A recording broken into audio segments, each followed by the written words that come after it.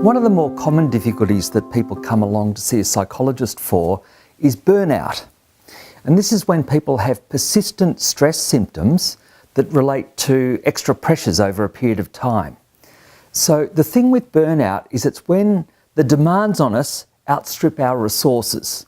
So however resourceful we are as a person, we've got a limit of how much stress we can tolerate before we'll get symptoms. So if our stress levels rise to a certain level, that's when we'll start getting burnout symptoms, and then they can be mild, moderate, or severe.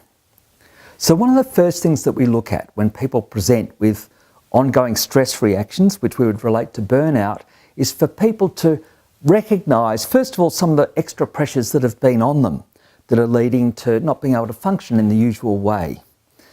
And then we look to help people identify their stress signature. So we all have characteristic ways of responding to stress. And so if we become mildly stressed, then it might affect our concentration for a bit, or we might take a bit longer to get to sleep, or we might feel some tightness in our stomach or chest.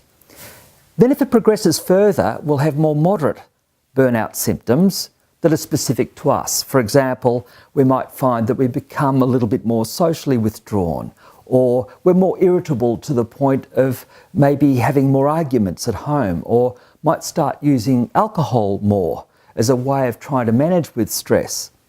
And then when stress becomes most severe, we'll again have our characteristic ways of responding to that. And it could be in terms of lower mood, or feeling panicky more often, or sleep problems might be greater. We might reduce our appetite, become even more withdrawn. And so the idea is to recognise our own stress signature, mild, moderate and severe levels of stress. Because we all face stress in everyday life, and some elements of stress can be good. It can motivate us, it can lead us to function in a more focused way. It's just when it becomes too prolonged or too severe that it's a problem. And sometimes it can even lead on to depression. So once we've identified the stresses that are on us and some of the ways we're responding to it by our stress signature, then we can do two things. One is reduce the demands on us. There might be things that we don't have to do this month, we can put off till a bit later. We can find a way of maybe doing some tasks 80% well rather than aiming to do them 100% well when it might not make much difference. So we can take some of the pressures off. We can also draw on supports in some ways to help reduce the demands on us. Bolstering our resources also includes drawing on supports, but we can also develop other stress management techniques, such as relaxation techniques or mindfulness techniques, learning an approach like meditation or yoga.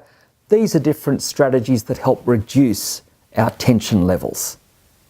So it's the balance of demands and resources. We don't have to get caught up in blaming ourselves or feeling ashamed because of having difficulties.